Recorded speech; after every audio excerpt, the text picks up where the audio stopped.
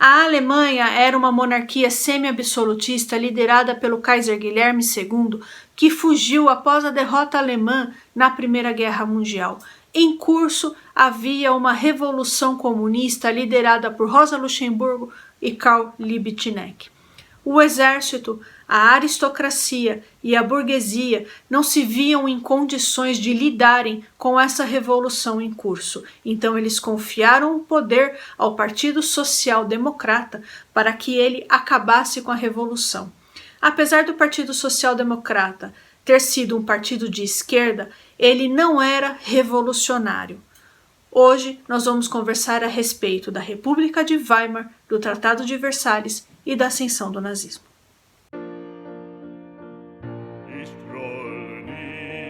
Olá pessoal, tudo bom com vocês? Eu sou Juliane e você está no canal Vai e Veja. Por aqui eu falo a respeito de história e literatura. Se te interessa, não deixa de se inscrever. Já de cara eu peço o seu like. Ele é muitíssimo importante, pessoal, para todos nós aqui, criadores de conteúdo. É por meio dele que o algoritmo entende que o vídeo é legal e manda para as pessoas. Peço também que você utilize o campo dos comentários e mande esse vídeo para os seus amigos. Então, pessoal, na Alemanha, entre 1918 e 1919, estava em curso uma revolução comunista liderada por Rosa Luxemburgo e Karl Liebknecht, que pertenciam à Liga Espartaquista.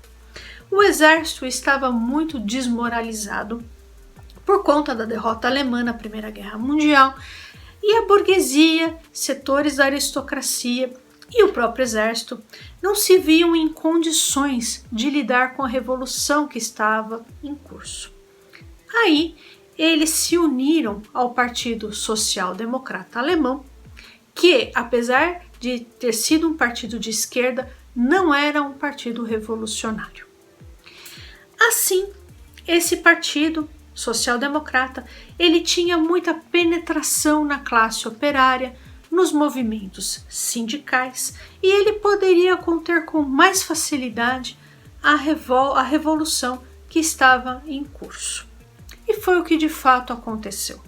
Rosa Luxemburgo e Karl Liebknecht acabaram assassinados por uma milícia chamada Freikorps, que era composta por ex-militares que combateram durante a Primeira Guerra Mundial. E essa milícia depois praticamente deu origem à parte da SA, do Partido Nazista, e a posterior SS.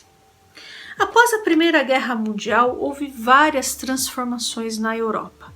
Então o Império Austro-Húngaro deixou de existir e vários estados, vários países surgiram ali entre a Alemanha e a Rússia. O Império Czarista também deixou de existir e os bolcheviques chegaram ao poder. O Tratado de Versalhes, ele selou as condições impostas pelos vencedores à Alemanha. Segundo vários historiadores, houve um revanchismo, principalmente da França, visto que ela havia perdido a Guerra Franco-Prussiana em 1871.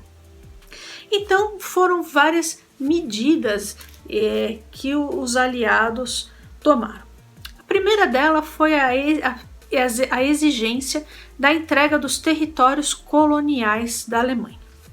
Posteriormente, a Alemanha perdeu várias fatias do seu território. Por exemplo, a região da Alsácia e Lorena passou a fazer parte da França, parte da região de Schleswig passou a ser Polônia, a região de Danzig também passou a ser Polônia, teve um trecho ali da Baixa Silésia que passou a ser Tchecoslováquia. Posteriormente, os aliados também exigiram a desmilitarização da margem esquerda do rio Reno, a redução do exército a oficiais de carreira, um número inferior a 100 mil homens, redução drástica do armamento, quase destruição da marinha, dissolução do Estado-Maior do Exército, proibição da anexação da Áustria e, por fim, fixadas somas a serem estabelecidas em dinheiro e matéria-prima que a Alemanha deveria ressarcir às nações vencedoras. Esse documento ele foi assinado no Palácio de Versalhes, no mesmo local onde em 1871 a França assinou a sua rendição. E entre fevereiro e agosto de 1919, na cidade de Weimar, ocorreu ali uma assembleia para definir a Constituição alemã. E eles votaram no seguinte projeto constitucional. A Alemanha passou a ter duas casas legislativas, então o Reichstag, que significa parlamento, e o Reichsrat, que significa assembleia. A Alemanha passou a ter um chanceler, que significa primeiro-ministro, que era o cargo principal, e ele era nomeado pelo presidente.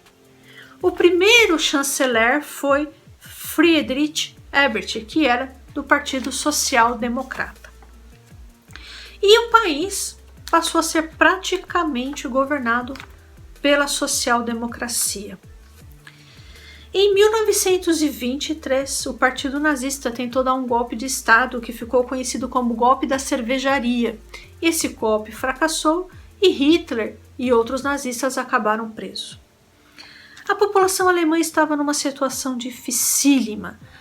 A inflação era galopante. O Kaiser Guilherme II imprimiu dinheiro a rodo para pagar o exército e para pagar armamentos e a estrutura e tudo mais. E isso gerou uma inflação terrível. Olha só aqui os números. O dólar em abril de 1922 valia 1.000 marcos. Em janeiro de 1923 valia 2 milhões. Em setembro, 350 milhões. E a vida tornou-se quase impossível, a gente vê as fotos, por exemplo, de alemães carregando cestas com dinheiro, que não valia mais nada, e para comprar um pão, então precisava de uma cesta inteira cheia de dinheiro para comprar um pão. Então tinha crianças, por exemplo, fazendo aviões, aviãozinho com dinheiro que não valia mais nada. E aí, pessoal, os banqueiros norte-americanos, eles viram ali uma oportunidade.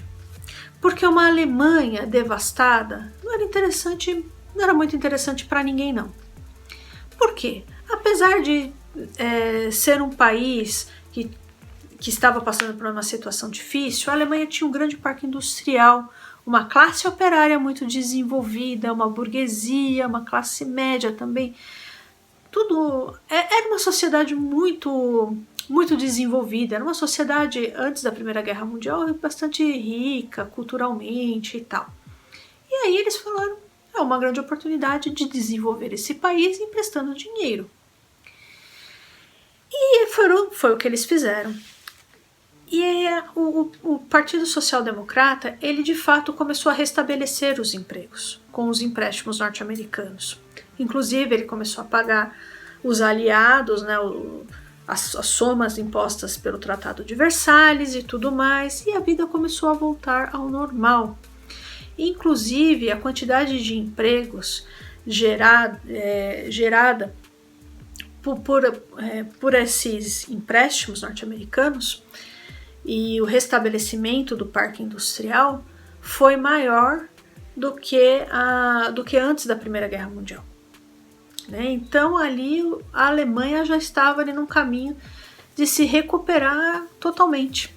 Só que aí veio a quebra da Bolsa de Nova York em 1929, que arrasou com a economia de praticamente todos os países.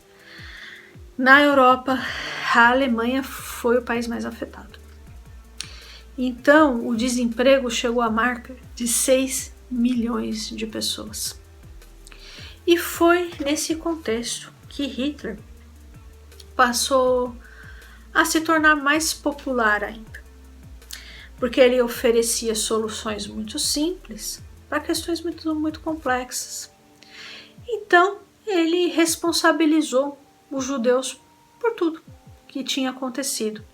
Então, os judeus foram responsabilizados pela Alemanha ter perdido a guerra, foram responsabilizados pela Revolução Bolchevique, pela tentativa de revolução na Alemanha, foram responsabilizados pela quebra da Bolsa de Nova York, por tudo. O nazismo ele não inventou o antissemitismo. O antissemitismo já existia ali na Europa há muito tempo. No entanto, o nazismo ele deu muita força, O antissemitismo passou a ser uma arma política do partido nazista. E também Hitler fazia muitos discursos nacionalistas e racistas, e ele colocava, por exemplo, entre aspas aqui, os arianos como superiores a todos os outros, tal, inclusive a outros europeus como os eslavos e tal. E isso ganhou a simpatia de boa parte da população, principalmente da classe média. E nessa história toda, Hitler e o Partido Nazista conseguiram votos para o parlamento e Hitler estava se tornando muito popular e von Hindenburg nomeou Hitler como chanceler em 1933. E Hindenburg morreu e o Reichstag foi incendiado. Não se sabe até hoje por quem, mas os nazistas responsabilizaram os comunistas para isso. E os comunistas a respeito disso, e foi a deixa para que Hitler congregasse todos os poderes políticos, dando início aí a uma ditadura nazista. E uma das primeiras coisas que Hitler fez ao assumir o poder foi militarizar a parte esquerda do Rio Reno, lembra que não podia, pelo Tratado de Versalhes. Depois, junto com Mussolini, ele apoiou Francisco Franco na Guerra Civil Espanhola. Posteriormente, ele anexou a Áustria. Depois, anexou os territórios, exigiu os territórios anexados pela Tchecoslováquia. E aí, ele invadiu a Polônia em 1939 e Inglaterra e França declararam guerra e se iniciou a Segunda Guerra Mundial.